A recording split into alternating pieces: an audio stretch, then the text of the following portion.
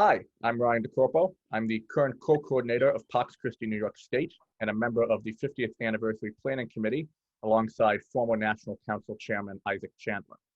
We are joined today by the latest recipient of the Teacher of Peace Award, Marie Dennis, co-founder of the Catholic Nonviolence Initiative and co-president of Pax Christi International from 2007 until 2019. Marie has visited over a dozen countries and states and traveled as part of a peace delegation to Afghanistan, El Salvador, Guatemala, Israel, and Palestine. In addition to her work as part of the Catholic Peace Building Network, she is a contributing editor at Sojourners Magazine and a former member of a White House task force on global poverty and development. Marie, thank you for being with us. It's very good to be with you. Thank you both. Marie, as long as I've known you, I'm really excited to get the chance to ask you this first question. But how exactly did you first get involved in the work of Pax Christi USA? Because again, like I said, I've known you for a while, but I don't think I know your origin story, if you will, what brought you to us at Pax Christi. So can you please tell us what first got you involved in the work at Pax Christi USA?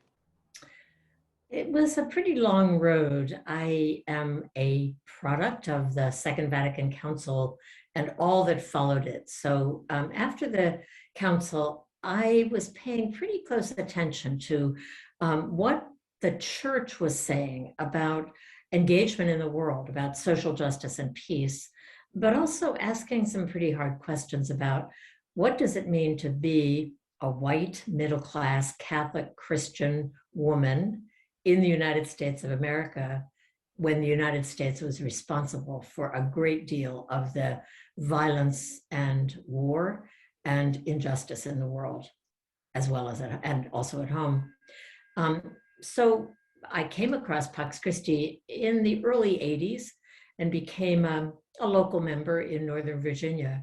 But it was really Bishop Walter Sullivan that corralled me and got me active in Pax Christi. We were both at the call to action meeting in the bicentennial year in 1976, and he noticed that I was standing up and voting in harmony with what he thought was sort of the right way to go in terms of issues of international justice and peace and domestic justice issues as well. So he looked me up and talked me into becoming more involved. So it was step by step, nothing too dramatic, but I just found Pax Christi to be so authentic and bringing together in such a real and important way deep questions about who we are and what we believe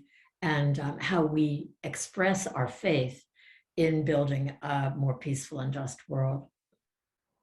Marie, you've been involved in so many different aspects of the peace movement beyond even just Pax Christi. It was the Catholic Nonviolence Initiative and a Catholic Peace Building Network.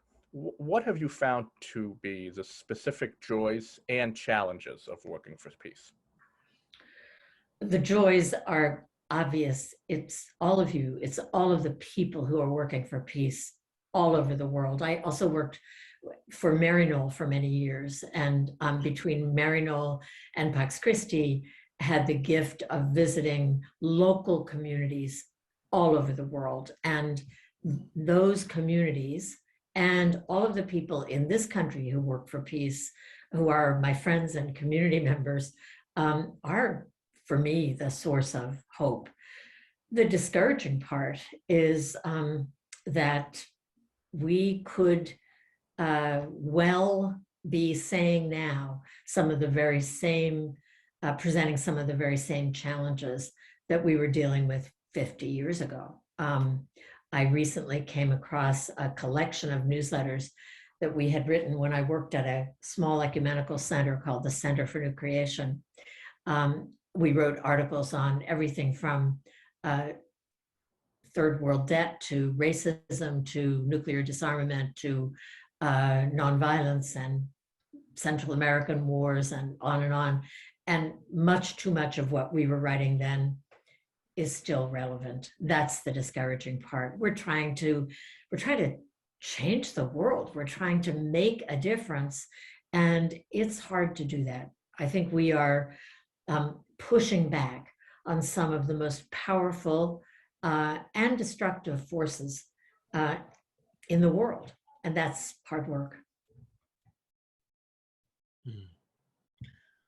So, of course, one of the things, well, of course, everybody knows that Pax Christi right now is celebrating its 50th anniversary. And of course, with your work and what you've been doing, you were on the forefront of a number of these peace movements and so forth. So I'm curious as to what are your hopes for the future of this Catholic peace movement, of the Catholic peace movement?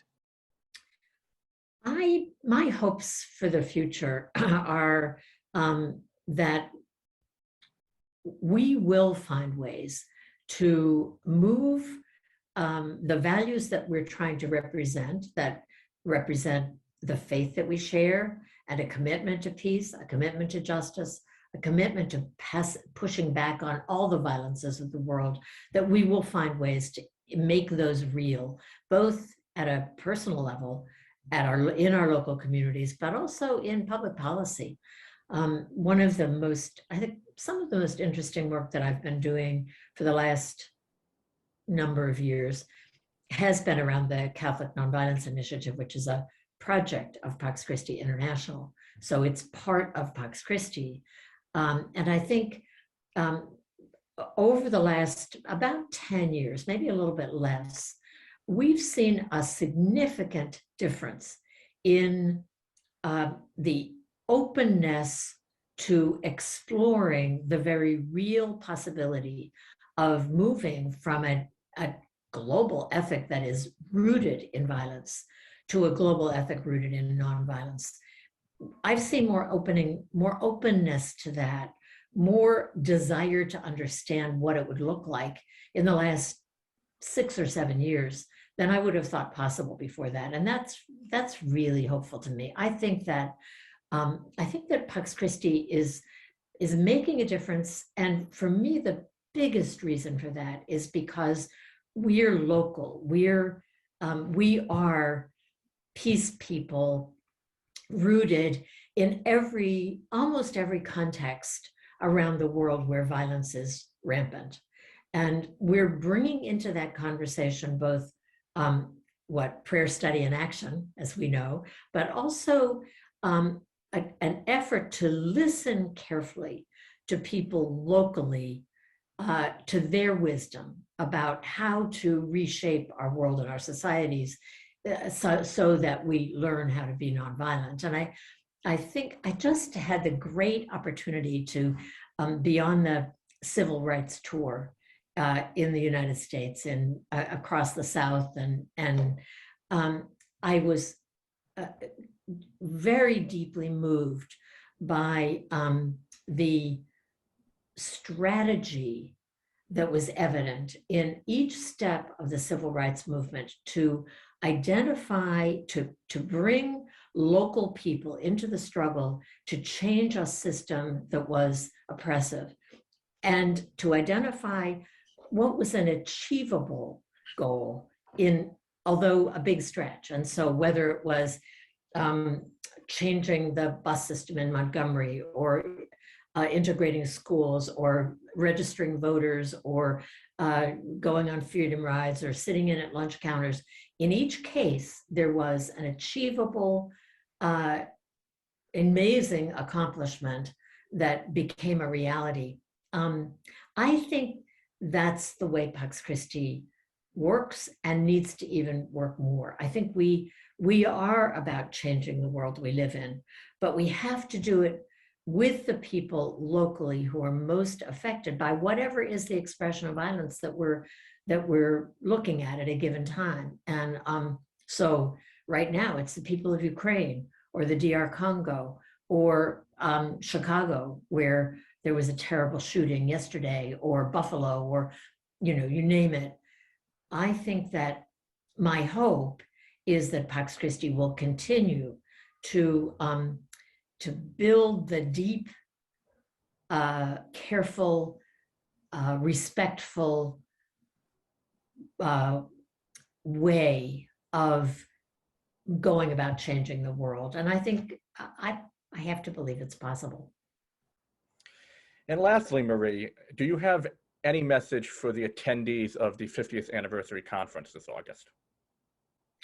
Well, it's going to be very nice to see everybody in person again. So have a great time. It's a great celebration. It's something very important to celebrate.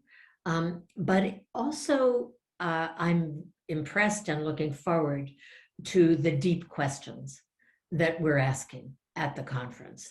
So I would say have fun, but listen well and think hard about how we then take the next step toward the future that Pax Christi will be living its way into.